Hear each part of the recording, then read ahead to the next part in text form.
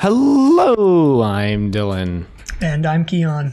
And this is Trust Your Doctor, that podcast that gets retconned 2 stories later, because this week we watched Mindwarp, Written by Philip Martin. directed by Ron Jones. And aired from October 4th to October 25th, 1986. Well, you know, my prediction has so far borne out that every story we've watched for this has been involved in some sort of production nightmare. And so, first off, it should be noted that this is Ron Jones' last notable directorial work, because he would die not shortly after this, but he would decline health-wise shortly after this and wouldn't really direct anything except a few German programs before dying in 93. But so Philip Martin was one of 4 people who were hired. J&T was like, look, I want to do A Christmas Carol, but for Doctor Who, which I think we mentioned the first time we watched this. Right. And Philip Martin was going to write the present segment, so he was like, okay, I'm going to bring back Syl because I created Syl and I love Syl, so I'm bringing back Syl. And they were like, okay. So they just tossed money his direction as soon as they heard that, I'm sure. So apparently they knew at that point that it was going to be, the framework was going to be this trial thing, but apparently when he wrote the original draft, it wasn't as, shall we say, omnipresent over the story as it would be later on. Apparently after the first draft came in, J&T was like, I think it should be one really long serial called Trial of a Time Lord. It should be an actual long serial. Philip Martin was like, all right, fine, let's just rewrite half the story and add more scenes with the trial, I guess. But he did that, and then he turned it in, and then he basically was like, all right, peace, I'm out. And during this period, I think we mentioned this when we watched these stories originally, that the relationship between John Nathan Turner and Eric Saward was falling apart at this time. Yeah. And it was apparently during this story when Saward was basically like, I'm done, I'm walking off the show, goodbye. And then Robert Holmes passed away, and Saward was like, all right, just kidding, I'll come back, but only to finish Robert Holmes' story, not to do anything else. J&T was like, okay, fine. So apparently this story was victim of not really being rewritten by Eric Saward, from what I understood from what I was reading. That Eric Saward didn't really do a lot to rewrite or clean up the script because of the whole infighting with J&T and then having to write the ending to Robert Holmes's contribution to the story. So this is pretty close to Philip Martin's original kind of idea. Yeah, and I think that shows, one of the things I noticed heavily this time around is that this story almost feels like it's made for a long form style of narrative, like a novel or something that takes a long time to get through, where it's just these characters are all kind of just doing their own thing, and sometimes they collide. Yeah. There's a lot of random coincidence, and also because of this whole kerfuffle with Saward not being able to rewrite it and Philip Martin kind of handing it off and being like, okay, I'm done, and then they had to start filming. Colin Baker was apparently very frustrated while they were filming his sections of it, because nobody could tell him if, in the story, he acts counter to Perry and kind of joins Kif and Syl, and Colin Baker was frustrated because nobody on the production crew could tell him if this was an effect of the memory machine, or if this was actually a ruse, or if it was tampering in the Matrix. No one could tell him what it actually was. So he had no idea how to play it as an actor, which I think knowing that and then watching the story, it actually that actually makes sense when you watch Colin Baker's performance now, because you can kind of tell he doesn't know either what it's supposed to be. Yeah, that's amazing. So that's great. Apparently there was also, the first day of filming, bad lighting in the corridors inspired a labor protest that cut the filming short. So that's great. And apparently this was my favorite. So the story opens with them landing on Thora's Beta, and they filmed this on location on the seaside. Yeah, on Thora's beta at the seaside, and apparently the production assistant slash intern slash lackey who was sent out to like record high tide and low tide recorded them in reverse. So they actually, when they wanted to film at low tide, they ended up filming at high tide, which is why the ocean is so much higher than they intended to be. Yeah. Yeah, that scene at the beginning where the Sixth Doctor's like, it's not that deep, Perry. He just like wades knee deep into the water. Fully clothed.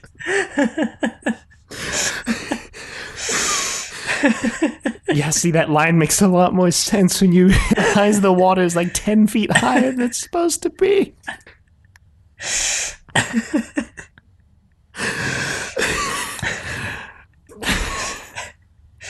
Yeah, well, just hearing all this, just solidifies that Colin Baker was really given the short end of the stick.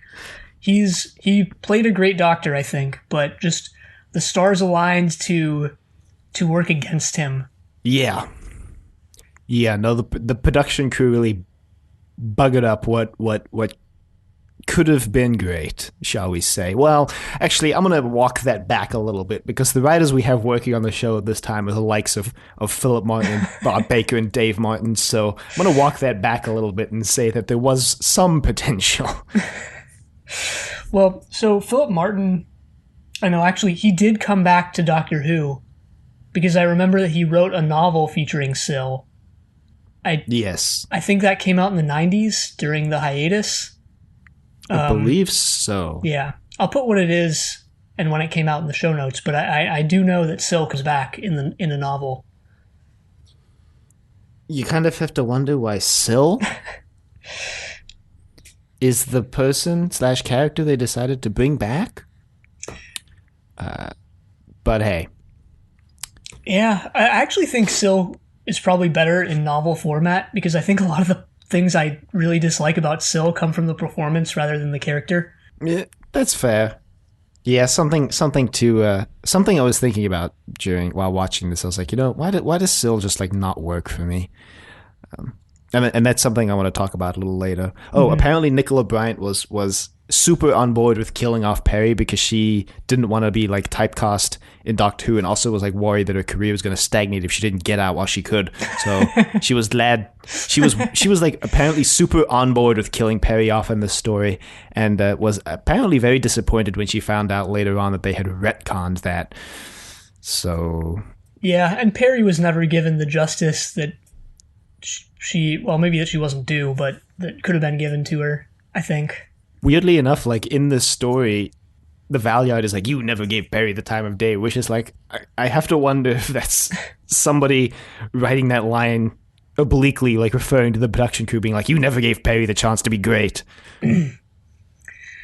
Yeah, maybe. But anyway, that's what I got for production this week. I'm still really waiting to see if the story that we watch for next week just has a perfect production and just the story just like sucks, like regardless. Who knows? Well, we will 1 week from now. Yeah.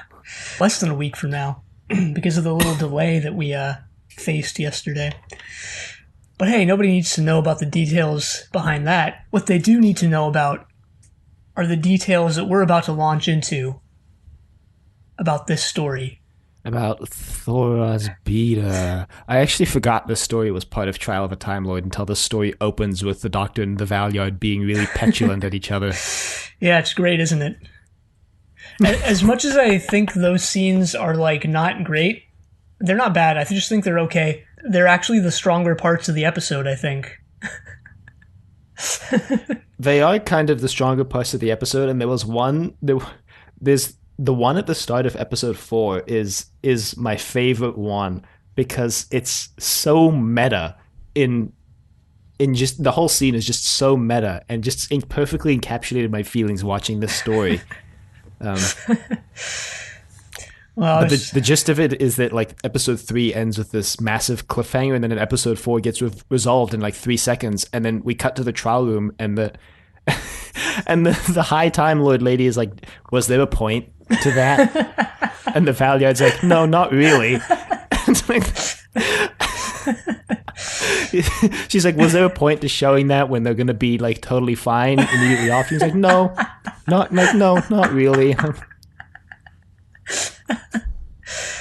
Really, really harkens back to, I don't remember actually if they were still doing it in like a straight-faced way at this point in the show, but like they definitely did back in like the first and second Doctor's era of like just slap a cliffhanger onto the end of every episode no matter what, even if they just resolve it in the dumbest way possible in the first 2 minutes of the next episode. Kind of does feel that way still, with this story, which I guess we can just launch into now that they land on Thoros Beta, like we mentioned, and the Doctor's wading through knee deep. Yeah, which let me just mention here, Thoros Beta, the most aesthetic planet in Doctor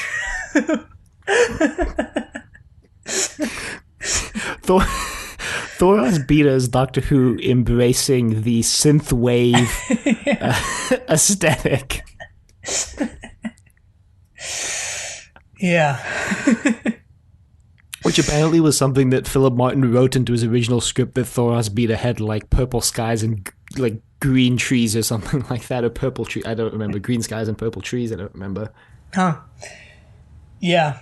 And the whole, let me just say also, the whole wading into the water thing really reminds me of those uncomfortable moments from The Prisoner when they would just like, or when number 6 would just like go out into the water like waist deep, fully clothed, and like not bat an eye. But I would feel uncomfortable, like, in his place. Because all your clothes would get wet and stick to you. Yeah. Good times. Good times. I don't know if good is the word. I don't know if the word good should be anywhere within 100 miles of Mindwarp. Yeah. So anyway, the Doctor and Perry just kind of explore for a while. Yes, so the reason why they're on Thoros Beta is because in what was probably a way cooler story than this one, the Doctor and Perry, someone who's from Thoros Beta originally dies and tells the Doctor, his last words are, Thoros Beta, send more beams that kill. And so the Doctor's like, well, I guess we gotta go investigate Thoros Beta. Which, yeah, the Doctor's never investigated, someone's last words before. You kind of have to wonder, what was so important about this guy, which, again, probably a way cooler story than the one we got, but whatever. Yeah, maybe this story really is just the sequel to something that never was. And also that never comes back in the story because there are no beams that kill anywhere on this planet. In fact, it seems like everybody's from the medieval period in terms of weaponry on this planet. Well, combined with their, super advanced, mind transfer technology. Yeah. So, as soon as they, get to the, shore or the cliffs or whatever, Perry goes whoa, far out!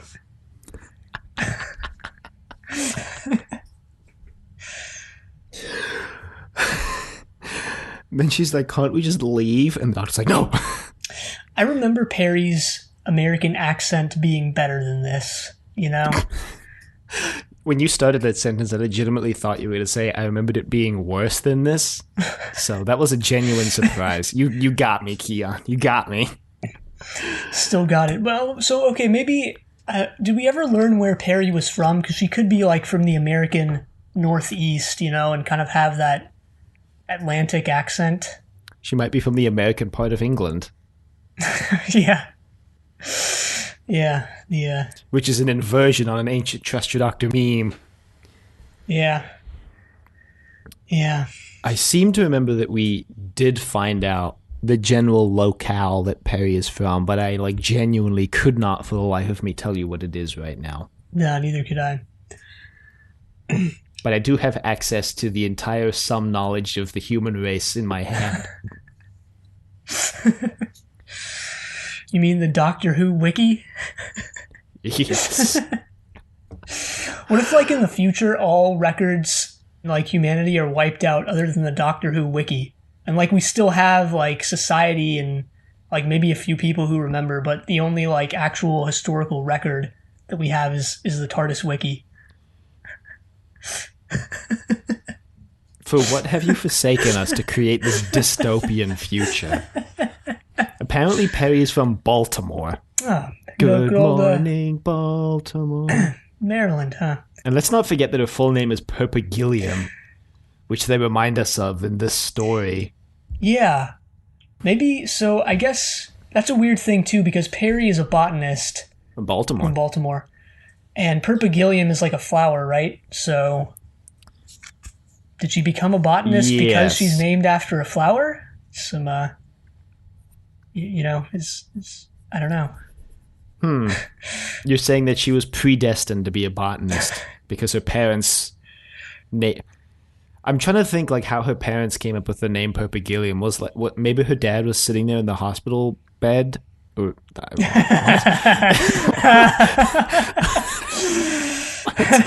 is what happens when you record in the evening instead of the morning. Her dad was sitting in the hospital room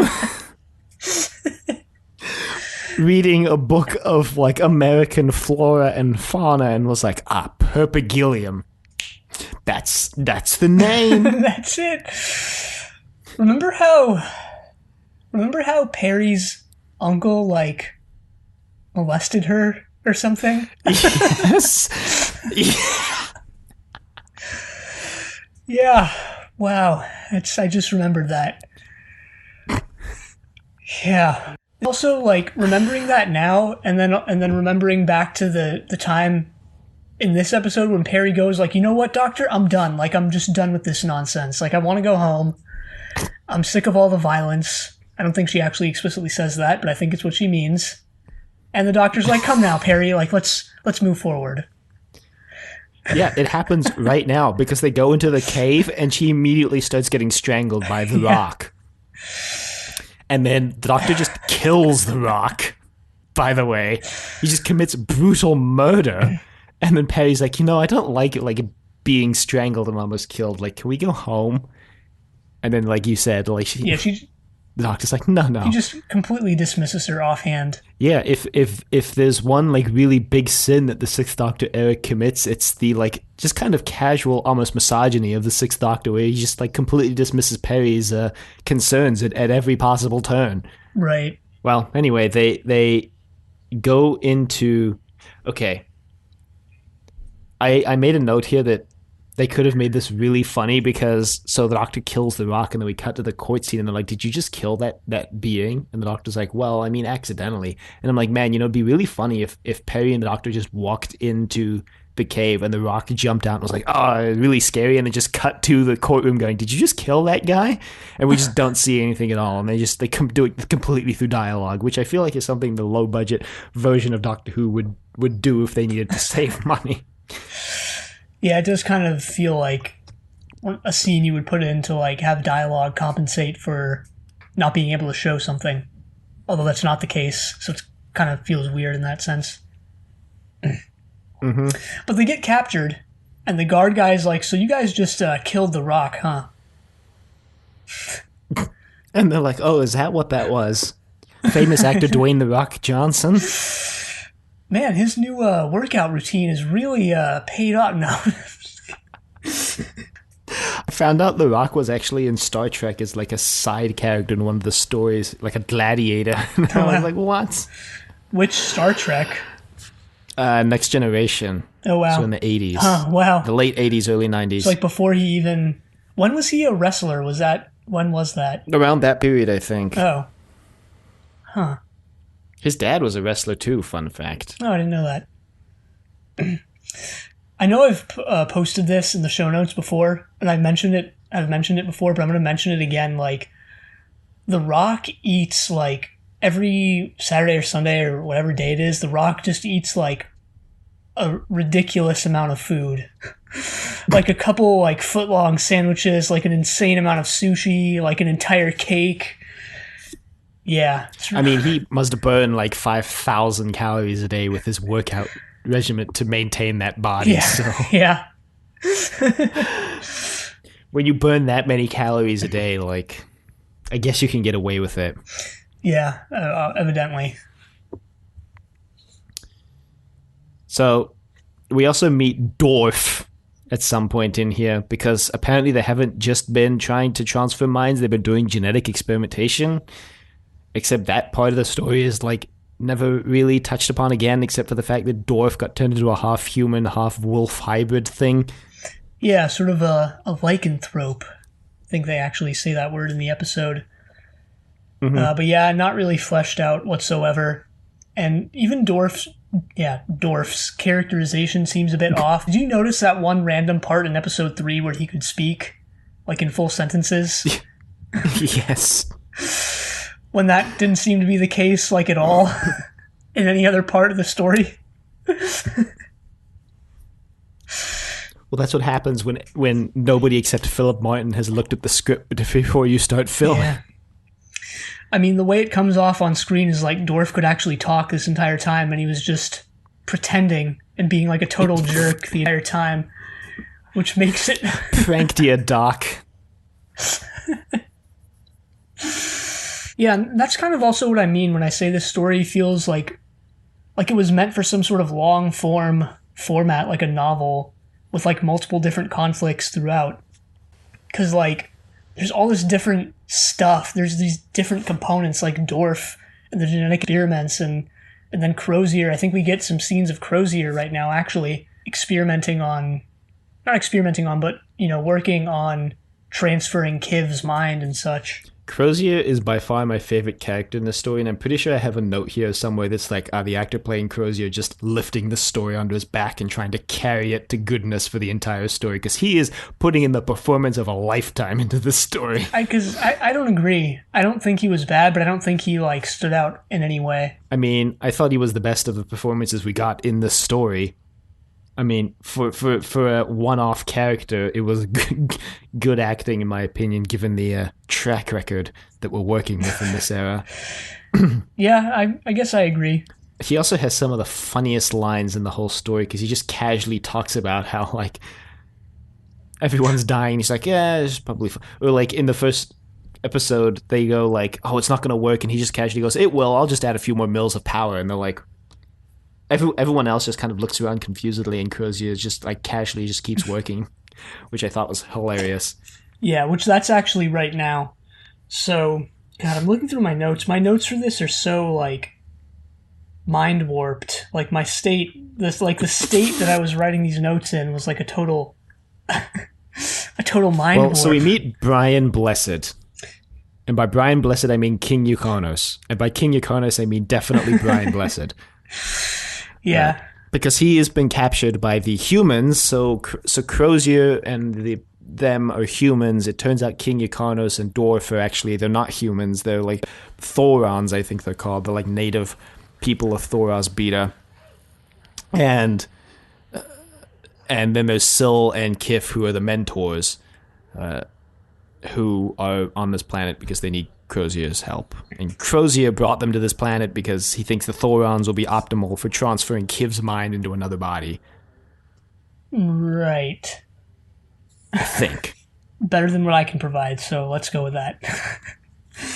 This reminds me of this week, I was, for some reason, looking up reviews of Cars 2, and one of them was just, what is Cars 2 about? And 30 other important questions. And one of them is, will kids understand Cars 2? And the answer is, I'm a 30-year-old man and I was confused by the plot of Cars 2.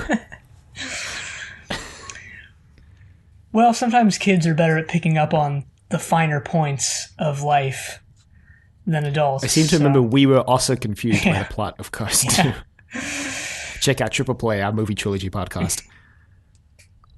So the doctor initiates the skedaddle test, which I remember. This was like the most distinct thing that I remembered from this episode for some reason. You didn't remember the bald Perry? No, I didn't actually. Did remember the skedaddle test though, which is basically just pushing over the dead body of the rock and running. They don't get very far. My next note is this week on Doctor Who, lengthy scenes of Syl and Kif eating in real time. Eating marshmallows, which are look. I've never seen. I thought it was marshminnows. Oh, maybe yeah, marshmallows. All right, that makes a lot more sense. Because I've never seen any marshmallows that look like that. You know, I'm gonna pretend they're the marshmallows now because it's funnier.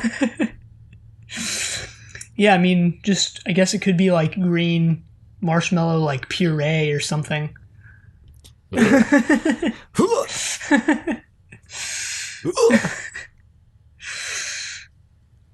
like that dish I had at Thanksgiving, which is what I thought it was a dessert, but all my friends are like, no, that's like a main course meal, and it's like sweet potato, but then like with marshmallow, like candied glazed yams. Candied yams. Yeah, candied yams are like one of those things that make one of the many things that make me question like the American people. Have you seen that? It's on TikTok, but I saw it on Twitter where it's like it's an American lady. And she's like, "This is how I make tea," and Yes. she's like, "This is what I use to make tea." It's like 1 cup of instant tea, 2 cups of Tang, 2 cups of sugar, and I'm like, "Oh my god!" Yeah, you know, it doesn't feel good that I knew the exact video you were talking about as soon as you said it's this woman on TikTok who makes tea.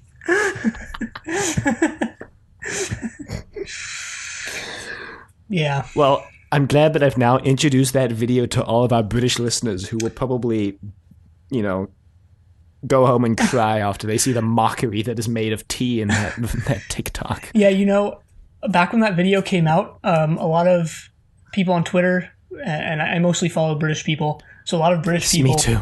were like very upset at that video, and at first I thought it was because of like the disgusting nature of what she's making, but it turns out they were actually just mad at iced tea, like the entire concept that you can drink like tea cold. Oh, I saw a lot of people who are mad that she heats the water for the tea up in the microwave instead of boiling water like everybody else. Maybe I'm thinking of a different video. Yeah, I don't remember because I don't remember her heating the water up, so I don't know. Well, she has 3 different videos. One of which is about iced tea, one of which is about tea, but is actually 4 cups sugar to 1 cup instant tea mix. Wait, what? Because Tang is basically just sugar. So yeah. So okay, what the heck? What is instant tea? Like what? What is that? You dissolve it in water and then you get tea. What? I've never had it personally, you know? The alternative to that though is just using a tea bag, which is like just as easy. Yeah, no, it doesn't save you any time unless you're like putting the tea into like a tumbler and don't want to like leave the tea bag in the tumbler, I guess. Yeah. Look, okay, it's filling a market niche that I don't think exists.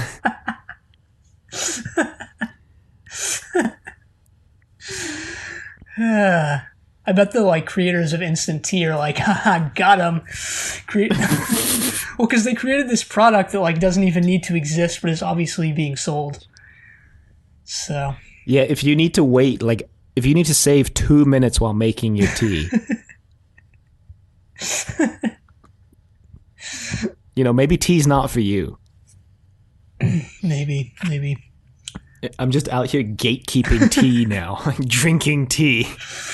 There's plenty of elitism surrounding tea. Like if you actually dig deep into like tea blogs online and such. Don't ask why I know this. Tea lore. Don't ask why I'm versed in this to even the small extent that I am. Let's just move on. So Brian Blessed, in episode 2, he breaks free from his restraints and I'm about to do a Brian Blessed impression, so cover your ears, dear listener, but he goes, Sabuna! And it doesn't make any sense because we don't know what he means. I knew what he meant. No, I'm kidding. Would you like to explain to the class? I have my window open and it sounds like there's a family outside. They probably just heard me do that and are terrified, but oh well. They shouldn't be outside anyway, so, no, I'm just kidding. Well, to some extent, I'm kidding, but to all of my... No, never mind. I'm not going to say what I was about to say. So, Brian Blessed is... Okay, so at this point in the story, actually, they kind of escape. The Doctor doesn't really escape, but he gets captured again. But during all of this, I thought I heard the bass line to the Doctor Who theme playing as incidental music, which I thought was interesting because, it's pretty rare that you ever see the Doctor Who theme in the show, Right.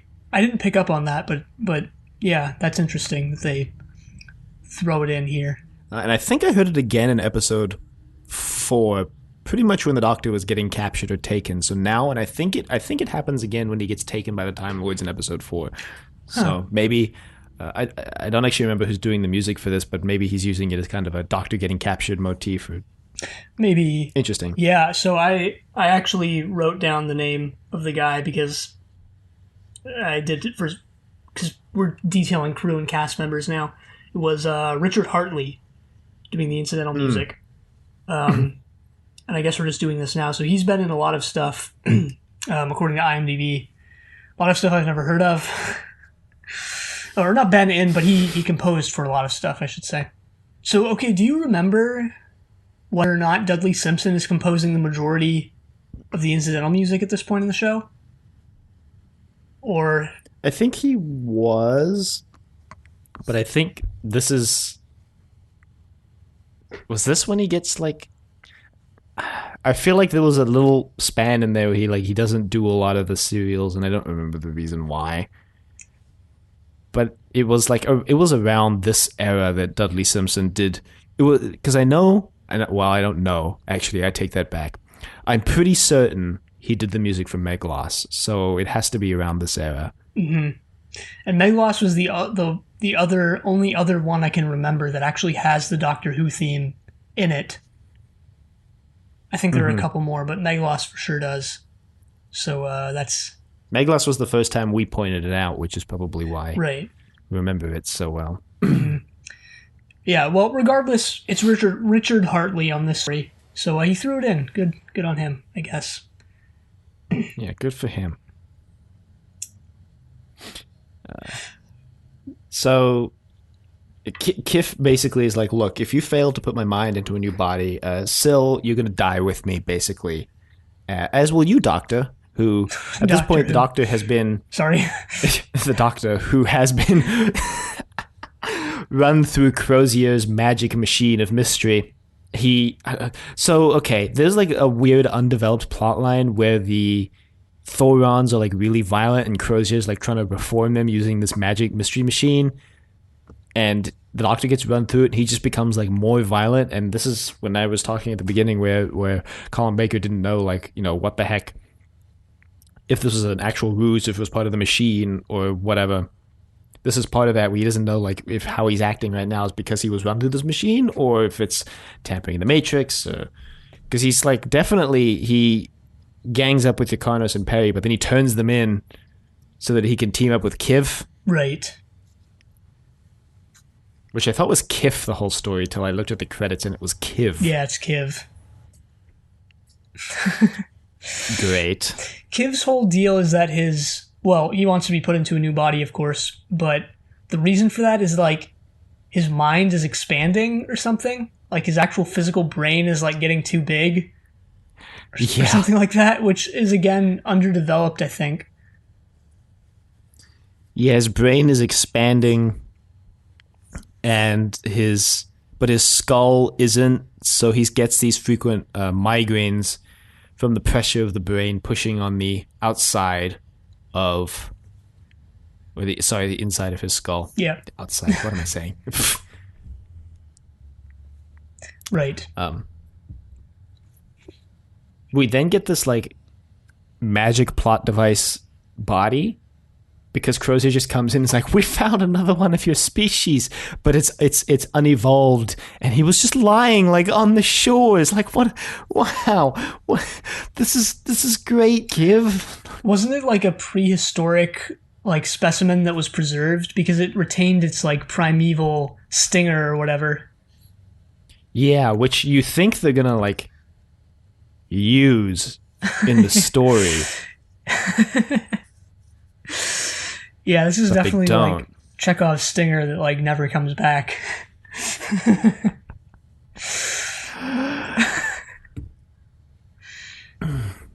Because Kiv even makes a joke about stinging Syl to death when he gets his new body, and Syl's like, "Oh no, please don't." Yeah, and now that you bring that up, the whole thing, I really dislike how. Well, I really dislike that whole entire thing in general that Syl does, but I also really dislike how that's just like him doing that. Like that's not a thing that the mentors do. It's not part of their species. It's not, they don't have any, sort of biological process that maybe it makes them need to wet their lips occasionally. No. It's just Syl. It's just Syl. Maybe Syl's got like a genetic anomaly, so he's got dry lips. Maybe he needs some chapstick, some chapstick. You ever watch that SpongeBob episode where SpongeBob tries to play Squidward's clarinet and and he goes, "Hold on, my lips are a little dry," for like 30 seconds. I remember that.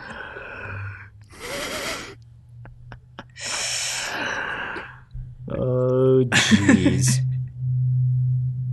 Yeah, because Kiv doesn't do that at all in this story. No, he doesn't. And also, like, there's no... Okay, so at the end of episode 2, they are going to put Kiv's mind into the new body. And this, to me, kind of exemplified, like, the whole, in my opinion, problem with the story is that there's not really, like, a clearly defined plot. Exactly. Yeah.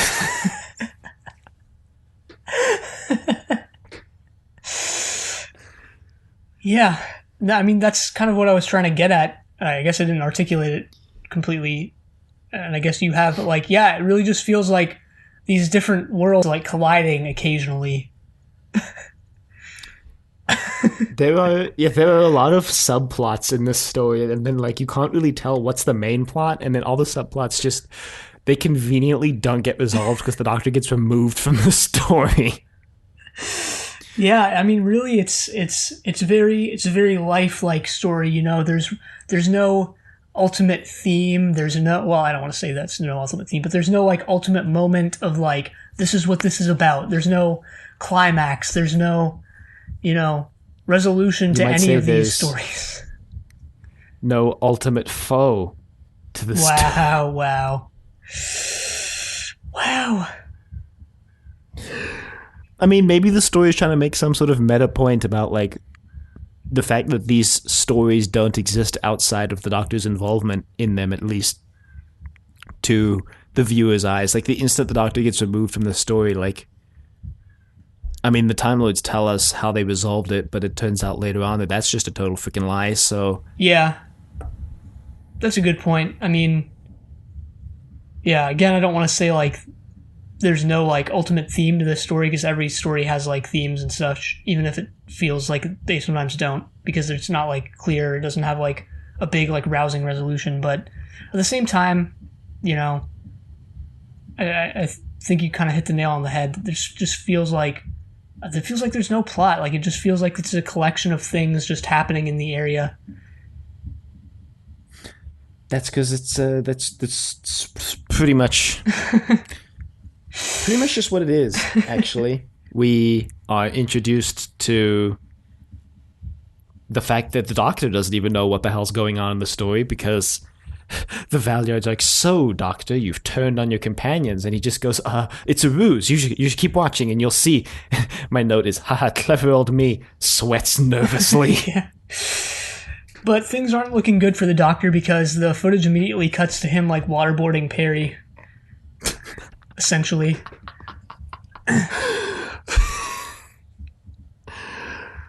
Oh, God. A smash cut to CIA endorsed torture of the companion. Yeah, basically what he's... And by CIA, I mean Celestial Intervention Agency, obviously. I don't know what you would be thinking otherwise. Yeah. Yeah. Basically what the Doctor is doing is he has Perry chained to a rock, and the tide is coming in and out, and he's essentially just torturing her. Just no... I'm not going to try and soften what he's doing or hedge. He's literally just torturing her. It's not very effective torture because he doesn't actually seem to want to get anything out of her, so it's less torture for information and more just for the Doctor's perverse pleasure, which I don't know if that makes it better or worse, but probably worse. Yeah, is he not trying to get any... I was pretty much checked out by this point. I was just in for the ride of like, what unexpected stuff is going to happen now. Look, to make it through Mindwarp, I just had to grab on and just let it take me, you know? Just grab hold of the mentor's slimy hands and let him pull you right in. I don't like that image.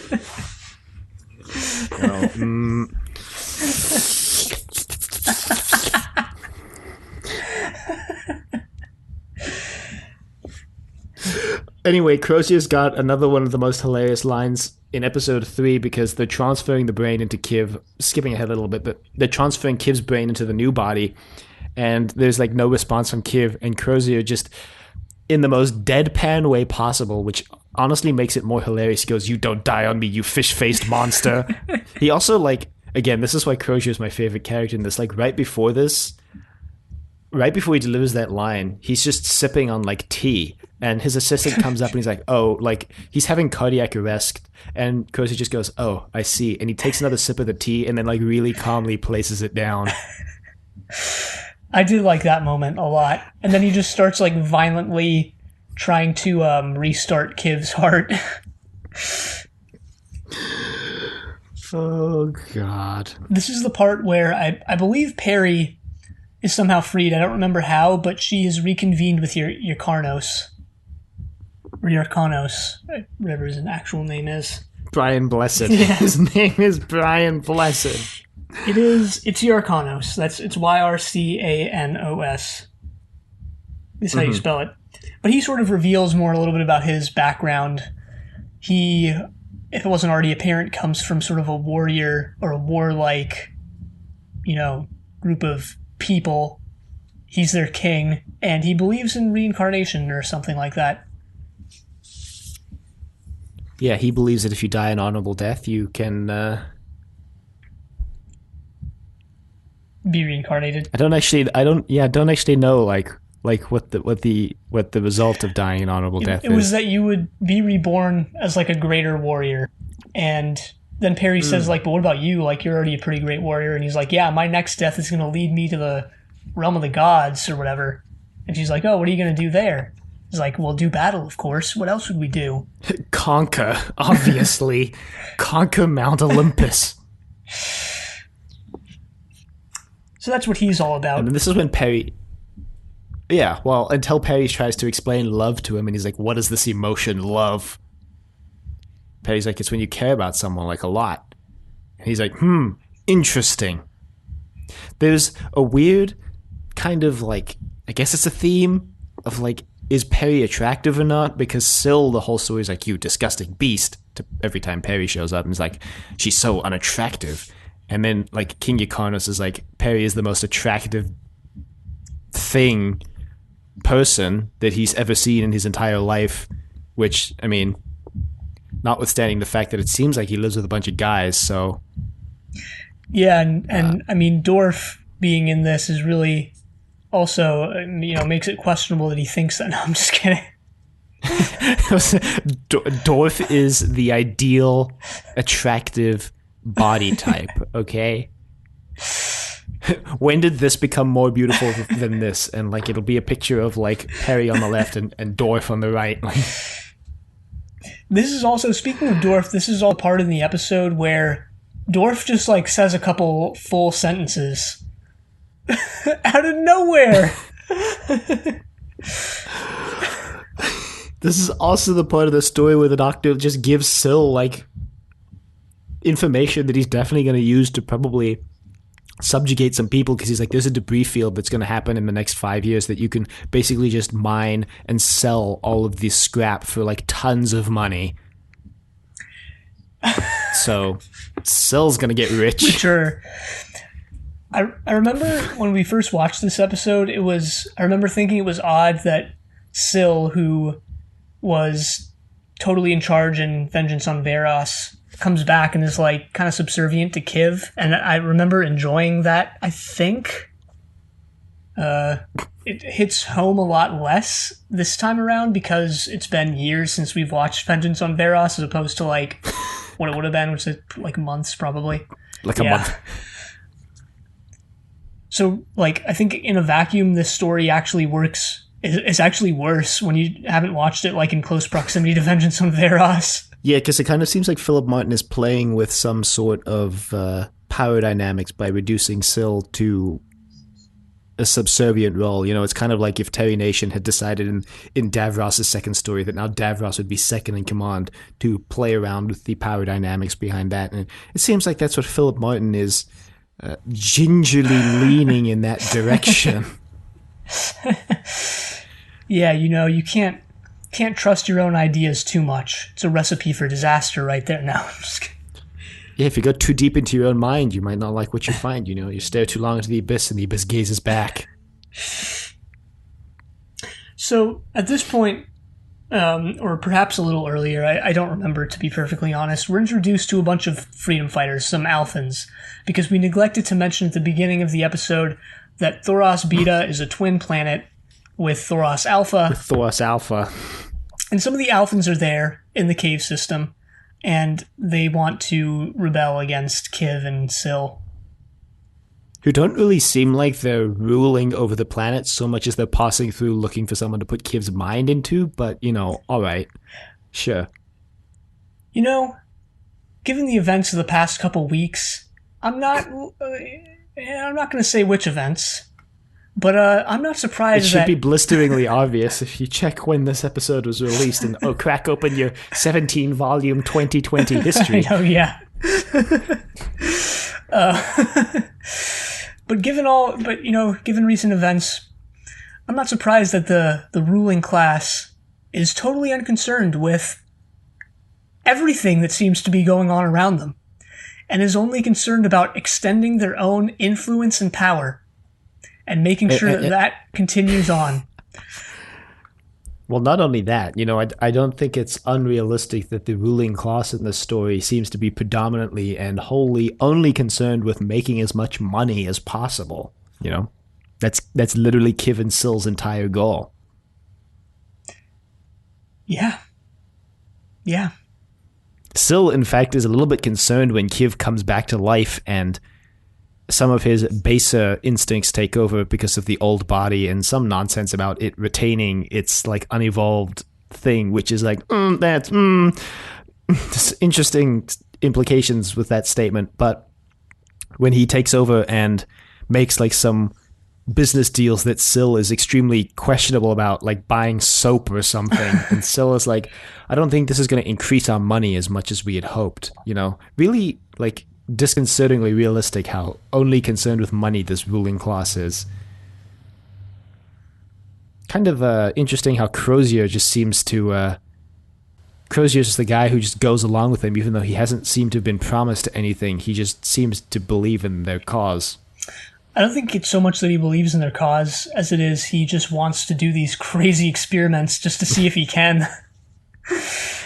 Well, that's the thing, is that he doesn't seem to ever be like under threat from Kiv. Like even when Kiv threatens to kill everyone if the procedure fails, I don't remember him ever singling out Crozier as being someone who needs to get killed.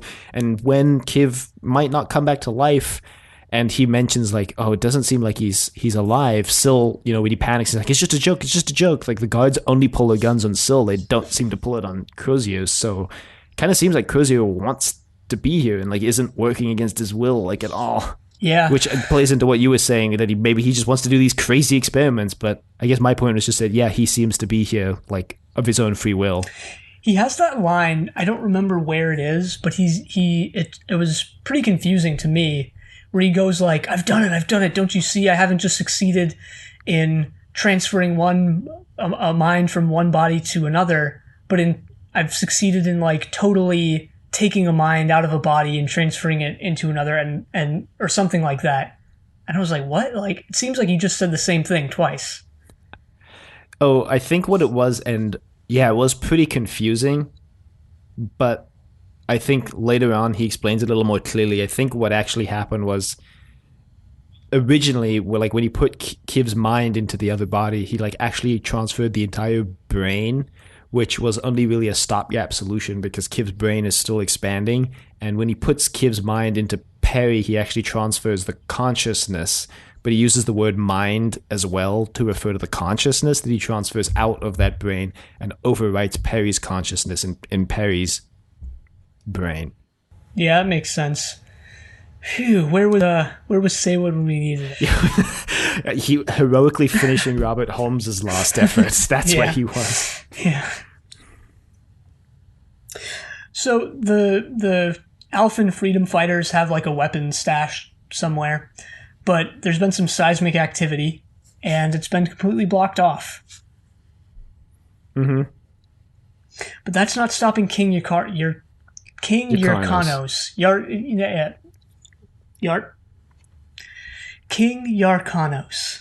Let's just go with that. I'm just pronouncing it the way that everyone else in the story pronounced it, which was really lazily, as King Yrcanos. Yeah. That's how they pronounce it. Are we in episode 4 right now? Because I'm gonna be honest, episodes 3 and 4 just blend together for me. The episode 3 ends when the like path to the weapon stash or whatever was an ambush. Oh, that's right, because it looks like they all die, and in episode 4 they don't, and the Time Lord Victorious lady is like, the Inquisitor. Was this really necessary? Yeah, the Inquisitor. Sagacity, which I had to like look up because I was like, what? Of course, it would mean having the quality of being sagacious. Yeah. Thank you. Brian Blessed has the best line and best delivery in episode 4. You know, he snatches it away from Crozier, who's been having the best lines until this point, where the Doctor meets back up with Yrcanos and the dog person who he doesn't know the name of yet. And he's like, what's your name? And he's trying to say like Dwarf, and the Doctor's like, it doesn't matter. And then King Yrcanos just goes, his name is Dwarf and you are scum. Yeah. Where was Saywood when you needed him? So the rest of the episode and the rest of the story are really just, I think, meandering until the end, until it just kind of ends. Yeah, because Perry gets captured in the ambush, and so when the Doctor meets up with Yrcanos, he wants to go rescue Perry. So this is when it's revealed that it might all have been a ruse, but doesn't really seem like it still, because he still also kind of seems to be helping Syl. But anyway, so the revolt happens, and they start killing the ruling class, eat the rich, and so this is when Crozier succeeds in putting Kiv's mind into Perry's body, like you said earlier. And as the Doctor is going to rescue Perry, the reason why Crozier even is allowed to succeed at this is because the Doctor gets just this hilarious scene where the Doctor's running, and then all of a sudden he just goes totally robotic and like walks backwards into the TARDIS, which then disappears.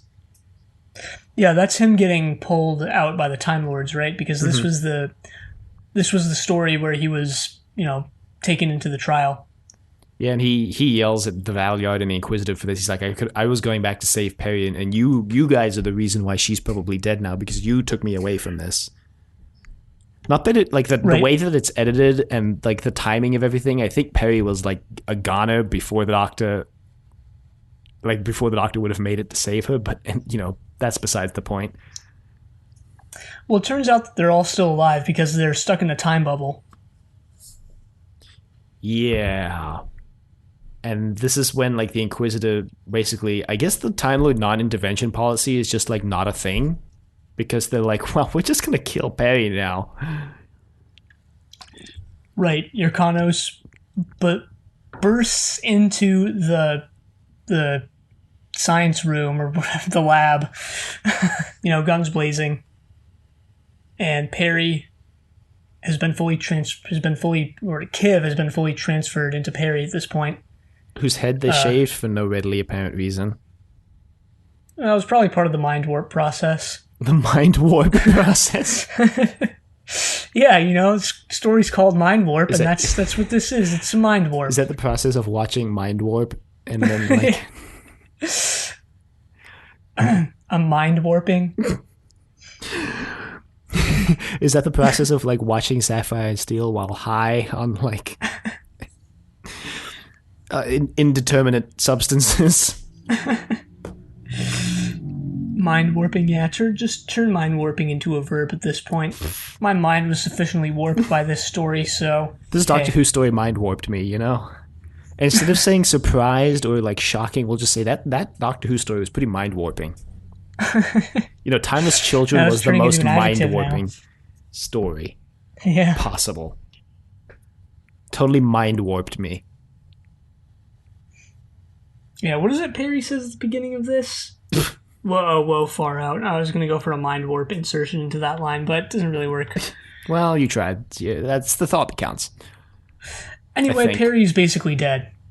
She is dead. I mean, allegedly she's dead. Yeah. So is Crozier, actually. I mean, the thing was they wanted to kill Crozier, really, because he's the one who unlocked this mind transference technology, which I'm like 90% sure this is not the last time we see it in Doctor Who. So, nice going, Time Lords.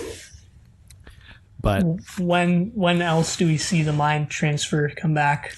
I don't know, but I just have this feeling like it's happened again on Doctor Who. Yeah, I wouldn't be surprised. I just don't remember any specific stories where people got mind warped.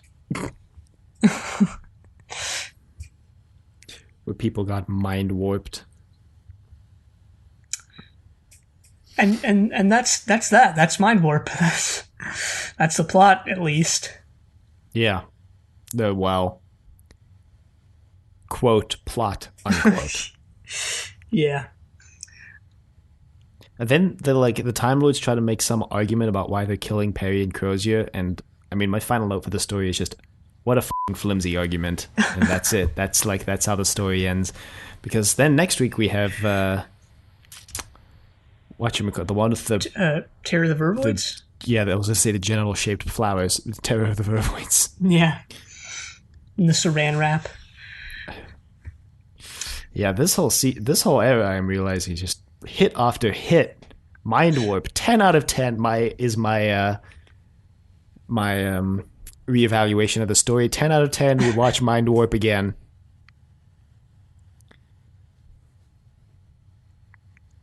I'm waiting for the psych.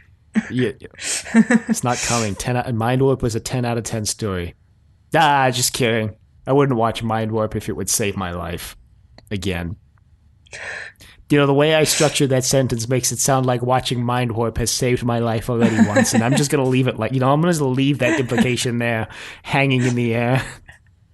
I guess that's what you get with live recordings. One take. Yeah, my evaluation of this story has not improved. If anything, I think it's worse than the first time I watched it. Honestly, I don't really like being negative about Doctor Who anymore. Perhaps because... A change. Well, perhaps because of the 13th Doctor's era and how good I think it is. But I just can't say anything good about this story. I'm almost disappointed that we even watched it again. I almost regret, even deciding to watch Doctor Who episodes that we thought were bad just because of this story that I still think is really bad. It sounds like you're putting it almost down there with the massacre. But I wouldn't put it that far down, because at least something happens in this. And I'm not as opposed to being negative as you are, although I am opposed to being completely negative. I try to look for something good in every story, and I think Doctor Who has taught me that line of thought. And for Mind Warp, like the massacre, it is difficult actually to find good things about it. But I don't know. I think the incidental music is pretty good. I think things actually happen in Mind Warp compared to other Doctor Who stories that won't be named. Not that necessarily that those things happen in a discernible order that creates like a coherent narrative, but they happen, they happen. Mm-hmm. I do think that my evaluation of Mindwarp has gone down as well. I seem to, for some reason, remember this being better than it actually was now that I've watched it again. So,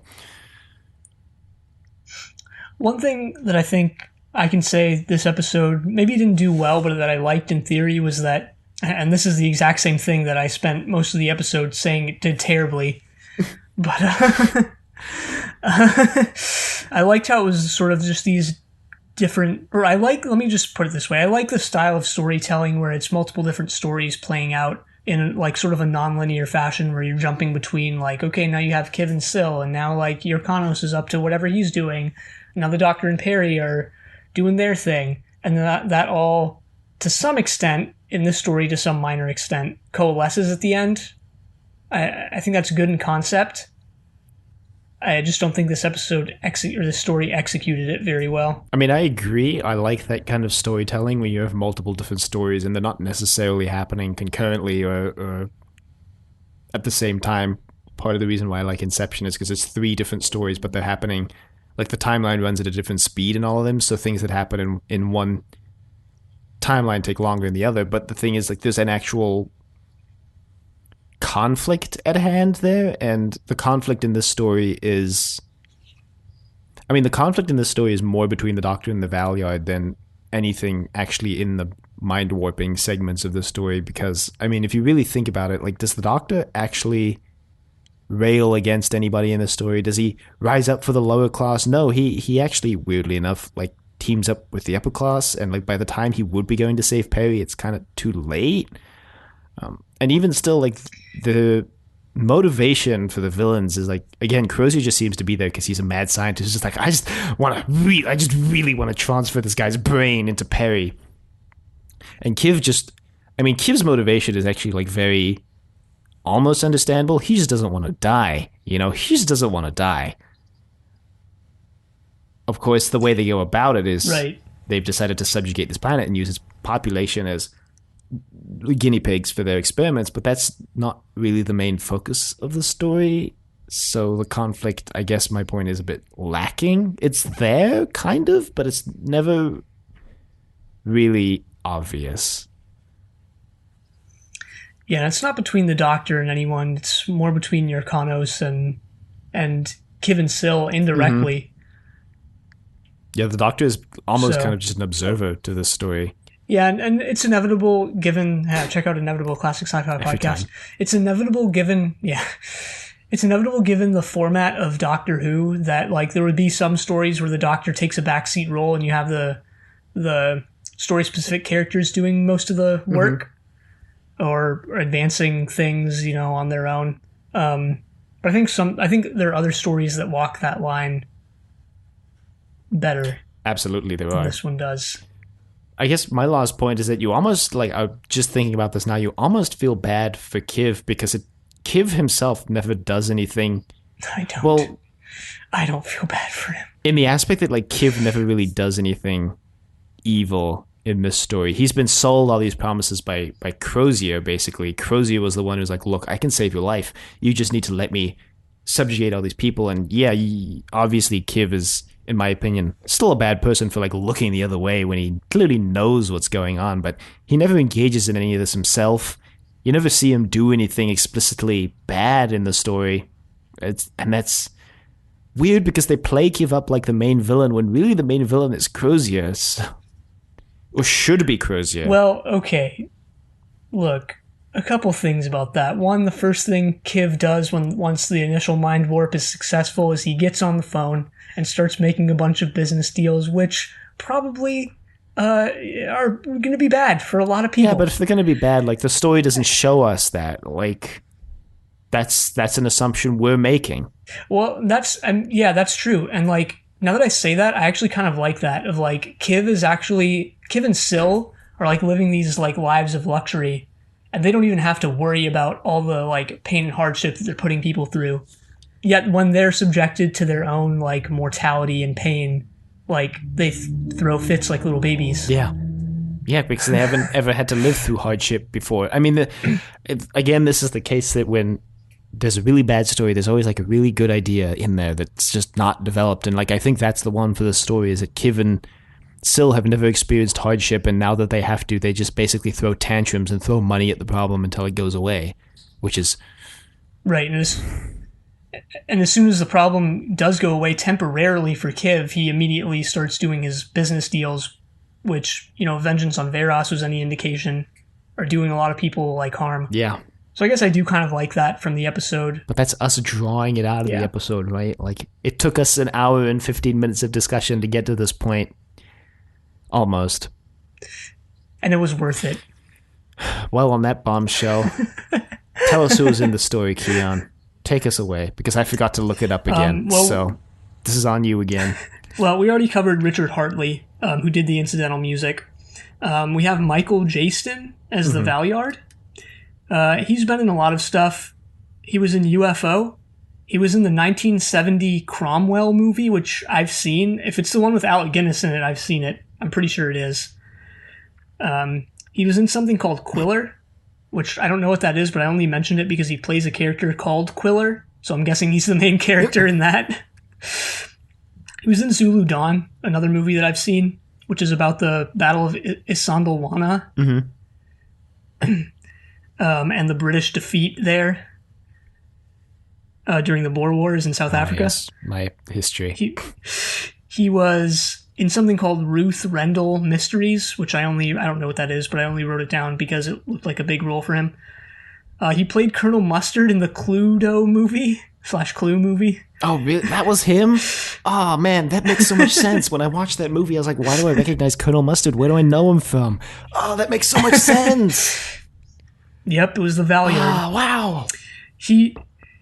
Okay, so as a British actor, Michael Jaston avoided EastEnders, The Bill, and Emmerdale until the 2000s, when he was in all three of them. This absolute madman.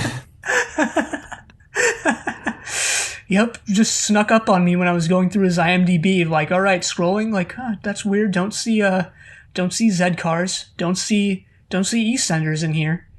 Don't see Emmerdale, and then it's bam, just like 2006, like all three of them. Not Z cars. What was it? The Bill. That's what I meant. This absolute legend. He was in Doctors as well. And he was in something called Casualty, which I think is kind of a big show. I've heard of it. And I only wrote it down. Yeah, I only wrote it down because there's another actor in this who was in Casualty. Nice. Namely Linda Bellingham, the Inquisitor. Who's played herself almost as much as she's played characters. She was in General Hospital, Z-Cars. She played Vina in the episode Headhunter of Blake 7. Oh, shoot. Wow. Vina was the... I didn't know who Vina was, so I looked it up, and I still am vague as to who she was, but she was the assistant of the guy who was killed by the headless robot in Headhunter. I barely even remember Headhunter, except for the fact that they wanted a head for the robot. She was also in Casualty. And again, she was in The Bill for the first time in 2004. Damn. We have Brian Blessed. Of course. As King Narcos, who has, if you count him playing himself, as well as him playing characters, has like well over 400 roles. Because he's great. Yeah, he is. He played... what's his name in Blake 7 on Cygnus Alpha. On Cygnus Alpha, story I can never remember the name of. Yeah, the High Priest. Yeah. And he's been in, just tons and tons of other things. He's still alive, actually. I think he's like 84 or 85 or something like that. And he's still going strong. I don't think he's really acting anymore, but, he maintains an active online presence, I think. I remember him being in a video game about 5 years ago. Maybe a little less. So, still doing stuff. Yeah. Still has that booming voice, I think. Well, if you've got it, flaunt it. Well, I'm just saying old age has not, diminished it. I'm pretty sure. To a large extent, at least. Anyway, we also have... And this is the last one I have because I forgot to look these up, and I was doing it like 10 minutes before we started recording, but we have Nabil Shaban, I think is how you pronounce his name, or yeah, probably not actually now that I say that aloud, but yeah, playing Syl, who hasn't had that many roles, but he was in Children of Men as some character I didn't recognize. I seem to remember even though I've watched the movie. That probably part of the reason why he doesn't have many roles is because he actually doesn't have legs, and I think that's part of the reason why he was cast as Syl in the first place in Vengeance on Varos. That's what I seem to remember. Yeah, it's true. That is the case, because I saw like a bunch of images of him when I looked him up. So, yeah. Well, nice. Nice. Well, I'm glad you remembered to do that again. Yeah. Again, there's way more characters in this, but that's all I got for now. Or not for now, forever. Forever for this story. We're never coming back to Mindwarp again, I say, and then we'll have our never say never again moment later on. Yeah. Well, I don't actually have anything else to say about Mindwarp, I'm going to be honest. No, I mean, the only thing I have really left to say is that, like, I just don't like Syl villain. Perhaps it's a good thing, but, like, God, it just makes me so, like, uncomfortable to watch with, like, the... And not in a good way of, like, this is a villain and this uncomfortability or whatever is, like, part of the experience, but, like, in a bad way, you know? Like, which, again, might be part of the experience, so maybe Syl is very successful as a Doctor Who villain. I don't know. Very interesting. Got to end this episode with some insight. You know, some insightful, hard-hitting comments like that one. Yeah, those are the insightful comments that people are coming to Trust Your Doctor for. Well, on that note, no emails this week, so if you would like to email us, you can reach us at thedoctor@decorativevegetable.com. Questions, comments, concerns, angry rants, love letters, your thoughts on Syl. My boy. You can find us on YouTube at Decorative Vegetable. You find us on Apple Podcasts, Google Play, and Spotify, all at Trust Your Doctor. Be sure to leave a rating if you like the show. Check us out on Facebook, Trust Your Doctor, like us on Facebook. Also check us out on Twitter at TYD Podcast, and follow us on Twitter. And next time, we're going to be finishing up this run of returning to stories that we thought were bad the first time around with Time in the Ronnie. But until then, the end.